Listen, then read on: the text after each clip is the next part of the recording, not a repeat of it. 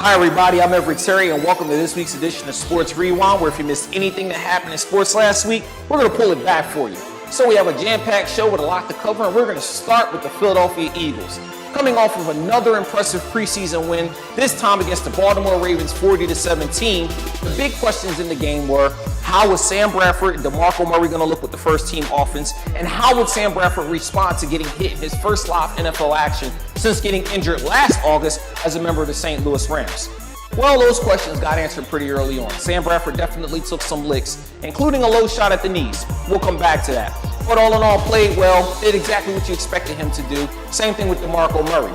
So, now that we got those guys out of the way, how did the rest of the team look? Well, Mark Sanchez looked a lot better this week than he did last week, going 14 for 20, moving the offense pretty good, and getting the ball in good positions to guys where they had a chance to make plays. Tim Tebow, Matt Barkley, neither one really impressed or dazzled. Of course, Tim Tebow ran around a little bit, maybe created a play or two, but still no true separation in terms of who's going to get that third quarterback spot. Now, moving on to the running backs. And Chip Kelly's going to have a huge decision to make. When you've got guys like Montague, who's also playing well, and Mostert, who also ran the ball well. Now you also have Kenyon Barner, who solidified his spot on the team, if nothing else, as a special teamer, because he had another special teams touchdown this week. And with the way that he's playing, I'm pretty sure that when Darren Sproles' contract is up, they have the guy ready to come in and be the incumbent to that position. That said, what about the defense? Well, defense again, another good week. 2 turnovers, this time coming from Walter Thurman and Byron Maxwell, and not giving up another deep ball, which was something that plagued them last season, playing much better in the front 7 as well.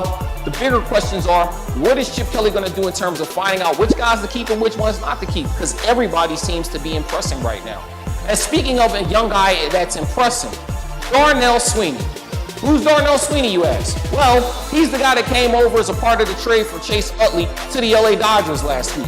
His first hit and his first home run came in the bottom of the 8th inning with the Phillies down 2-0 on the road against the Miami Marlins. That 2-run home run eventually led to 2 more home runs being tacked on as the rally began and the Philadelphia Phillies were able to make a win out of that game 4-2.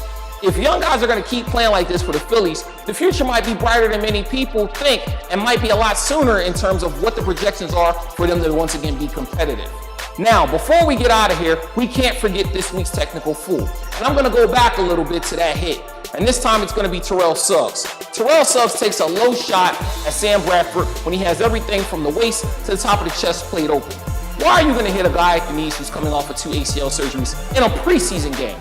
Well, the response probably was a little more scary than the actual hit, because Terrell Suggs said, and I quote, "If you're going to run a read option with a guy that has 2 ACL surgeries, that's on you." Come on, Terrell Suggs. You're a better player than that. You've been in this league a long time. You've also dealt with injuries on your own. Why would you target a guy there? The bigger question is, how will this be viewed upon not only by the league, but by other teams as the Eagles play throughout the year? What is Chip Kelly going to do to protect Sam Bradford to keep him upright? Because in my opinion, they can only go as far as Sam Bradford takes them.